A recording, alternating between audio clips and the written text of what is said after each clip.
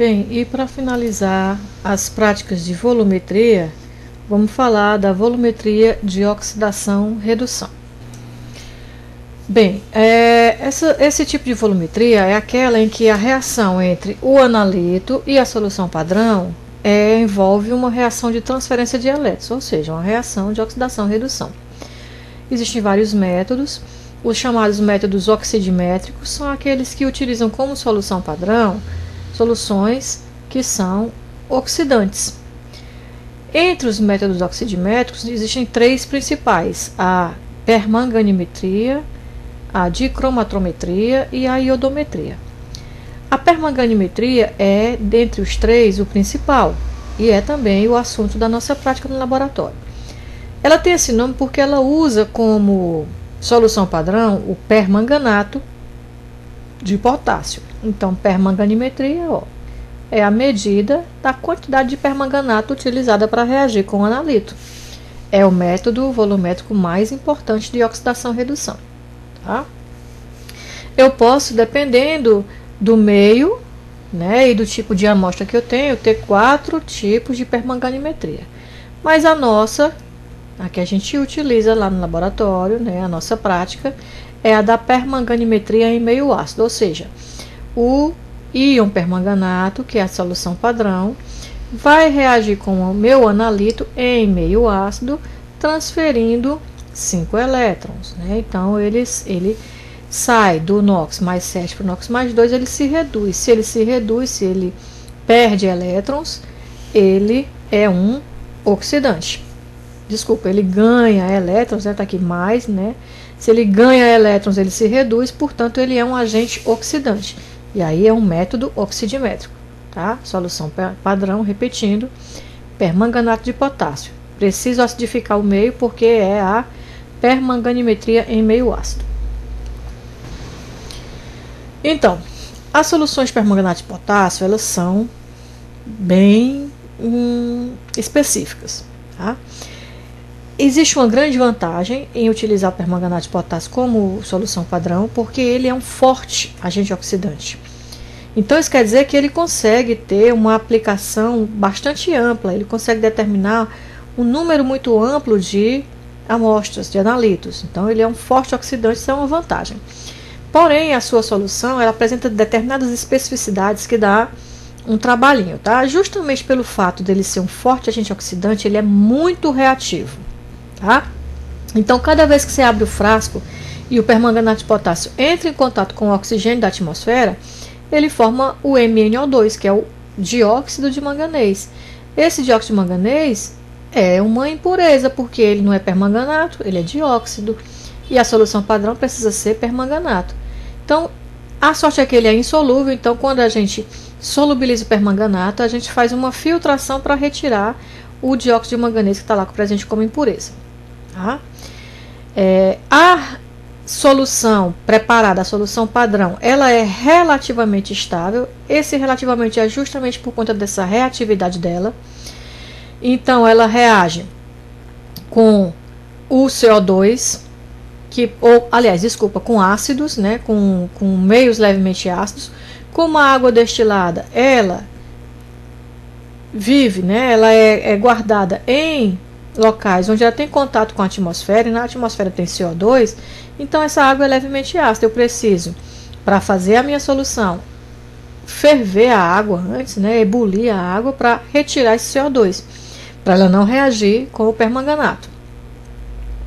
Solubilizo, aí espero esfriar e vou filtrar para quê? Para retirar o excesso de MnO2, o excesso não, para retirar o MnO2 que está lá presente como impureza. Só que essa solução de permanganato é tão reativa que eu não posso usar qualquer meio filtrante. Por exemplo, eu não posso usar papel de filtro, porque é um meio orgânico e o permanganato também reage com ele. Então vejam que são muitas especificidades. Então eu preciso, para filtrar, usar um meio não redutor. Ou uso lã de vidro, ou uso asbesto, ou uso um cadinho de vidro sinterizado. Então as especificidades. Eu preciso ferver a água para retirar o CO2 e não deixar que essa água seja ácida e reaja com o próprio permanganato. Eu preciso filtrar para poder retirar o MnO2 que está lá como impureza pela sua formação, pela sua reação com o próprio oxigênio, tá? E essa filtração não pode ser um meio oxidante, tem que ser um meio não redutor, não pode ser papel de filtro, tem que ser lã de vidro, asbesto ou caderno de vidro sinterizado. Feito isso, ainda tem um outro problema, que essa solução não é padrão primário, então eu tenho que padronizar. Uma outra vantagem de se utilizar o permanganato de potássio é com relação à visualização do ponto final, tá? Na volumetria de oxidação e redução, a gente tem várias possibilidades de encontrar o ponto final de uma titulação. Eu posso usar indicadores específicos, que são indicadores que vão reagir especificamente com uma das espécies que participa da reação, ou presente na amostra, ou presente na solução padrão, ou produzida durante essa reação entre a amostra e a solução padrão. Tá? Um exemplo da iodometria é que o amido reage com o I3-, presente lá no meio, formado pela reação entre a solução padrão e o analito. Eu posso usar um corante, que pode ser inclusive um indicador ácido base, que vai mudar de cor irreversivelmente, porque ele vai mudar de acordo com as mudanças no meio reacional, e não com relação à reação específica entre padrão e analito. Posso usar indicadores de oxidação e redução, que eles vão mudar de cor de acordo com o meio, se o meio é um meio oxidante ou se o meio é um meio redutor. Ele apresenta uma cor quando o meio está oxidante e apresenta outra cor quando o meio está redutor. E posso ainda, especificamente no caso da permanganimetria, utilizar o próprio permanganato como indicador. Então vejam que ele, além de ser uma solução padrão fortemente oxidante, ele também funciona como indicador. São as vantagens que tem. Tá? De modo que, como ele é muito corado, fortemente corado, ele é um violeta intenso a sua cor, então quando eu faço a titulação e a reação se completa, o ponto de equivalência, uma gotinha a mais só de permanganato vai fazer com que a solução fique rosa, tá?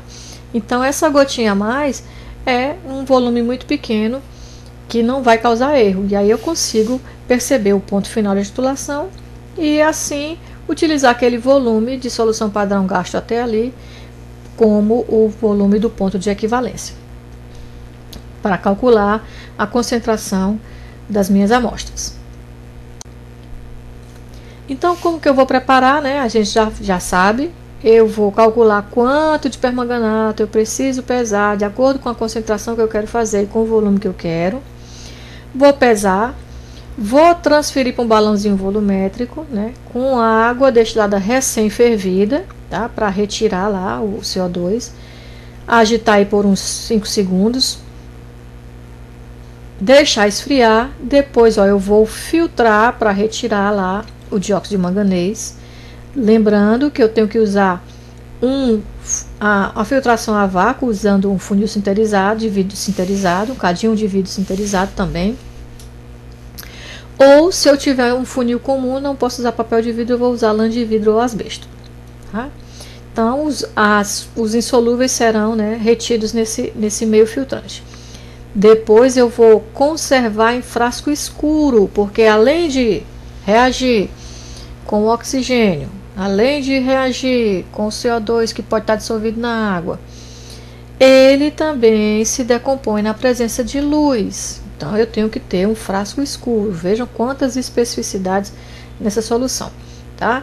E ela ainda não é padrão primário, eu vou ter que padronizar. Então, como é que é feita essa padronização?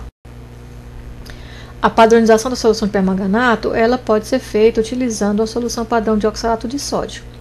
Tá? Então, a reação é a seguinte, permanganato em meio ácido, 1 mol de permanganato reage com 5 mols de oxalato, formando CO2, água e levando o íon manganês, que está aqui na forma de permanganato, para manganês 2. Tá? Então, como é que faz isso? Eu vou transferir a solução padrão de oxalato de sódio para um Erlenmeyer, tá? Soluçãozinha feita, adiciono um pouquinho de água recém-fervida, porque essa reação precisa ser a quente. Adiciono 10 ml de ácido sulfúrico 1:1, né? Que eu preciso que o meio seja ácido, então estou acidificando o meio. Aqueço essa solução, né? Para até o início da ebulição, não deixe ferver demais, começou a formar umas bolinhas de ebulição, eu retiro e faço a titulação. A titulação tem que ser feita a quente para que a reação aconteça, a contento. O indicador é o próprio permanganato de potássio, tá? Então o ponto final vai ser acusado por um ligeiro mesmo, uma gotinha de excesso já mostra. E a mudança vai ser da solução que está incolor no Erlenmeyer para uma solução rosa por conta desse excesso de permanganato. De acordo com a estequiometria, 1 mol de permanganato reage com 5 mol de oxalato de sódio. Então, equivalente, 1 mol equivale a 5 mols. Para se transformar matematicamente igual, eu vou multiplicar essa parte aqui também por 5. Aí vai ficar 5 igual a 5. Então, 5 que multiplica a molaridade do permanganato, que é o que eu quero descobrir, vezes o volume do permanganato, que é o que está lá na bureta, é igual a molaridade do oxalato de sódio, que é uma solução padrão, então eu conheço, e vezes o volume, que é a quantidade que eu coloquei lá no Erlenmeyer. Então, conhecendo essas três variáveis, facilmente eu descubro aqui a molaridade do permanganato. Ela agora é uma solução padrão e eu já posso utilizá-la para determinação de vários tipos de amostras. Afinal, a gente viu que a permanganimetria, ou que o permanganato de potássio, é um agente oxidante forte, então ele tem uma ampla aplicabilidade para diversos tipos de amostra. Então a gente tem aqui como exemplo, ao realizar o controle de qualidade de uma solução, 10 volumes de água oxigenada, um químico retirou 5 ml da amostra, que é a amostra, água oxigenada 10 volumes, diluiu para 100, levou lá para um balãozinho, adicionou água destilada e fez uma solução. Aqui eu tenho a amostra pura, aqui é a solução amostra. Dessa solução foi que eu retirei 25 ml, que é a minha alíquota, passei para o Erlenmeyer, acidifiquei e titulei com permanganato de potássio 0,02 mol por litro, gastando 18 ml para atingir o ponto final.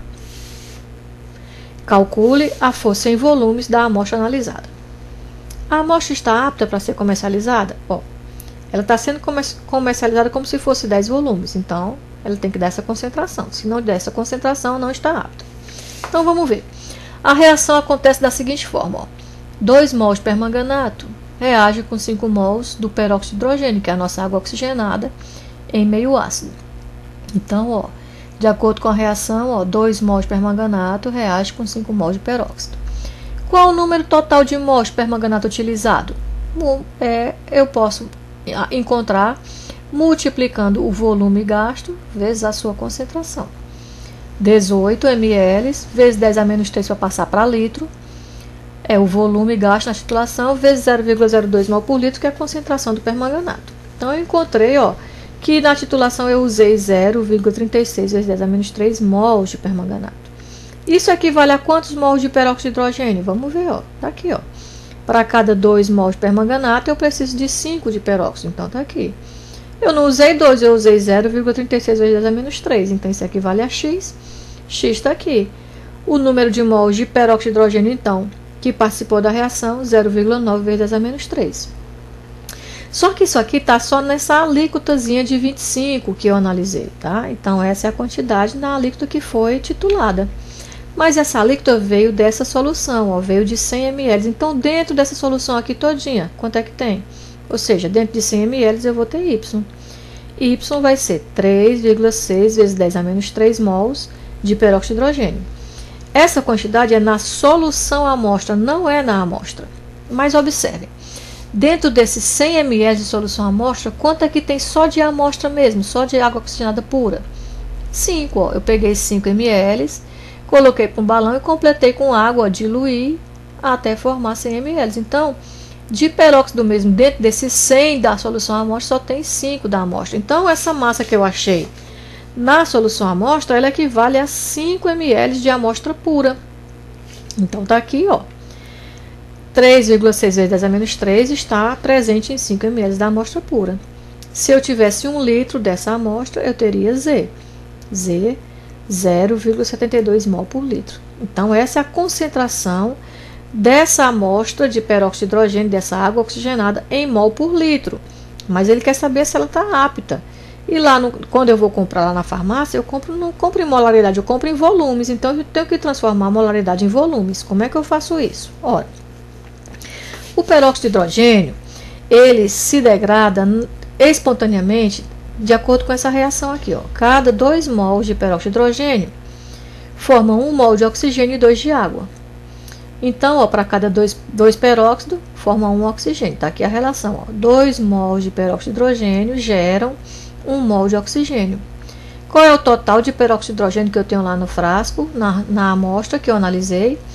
0,72 mols. Então, isso vai corresponder a W mols de oxigênio, ou seja, 0,36 mols de oxigênio. Mas aqui está em mol, eu não quero saber mol, eu quero saber esse tal desse volume. Então, para isso, eu vou recorrer a um conhecimento lá da fisicoquímica. A gente aprendeu lá na fisicoquímica que 1 mol de qualquer gás na CNTP ocupa um volume de 22,4 litros. Então, se eu tivesse 1 mol de oxigênio, que é um gás, o volume seria 22,4 litros. Mas a gente não tem lá dentro daquela amostra 1 mol de oxigênio, a gente só tem 0,36 mols. Então, 0,36 vai corresponder a K. K vai ser 8,06 volumes. Então, essa minha água oxigenada não está na concentração de 10 volumes, e sim de 8 volumes. Então, ela não está apta para ser comercializada. Essa é uma das aplicabilidades da permanganimetria em meio ácido, que era o que nós faríamos lá no laboratório se tivéssemos aula presencial.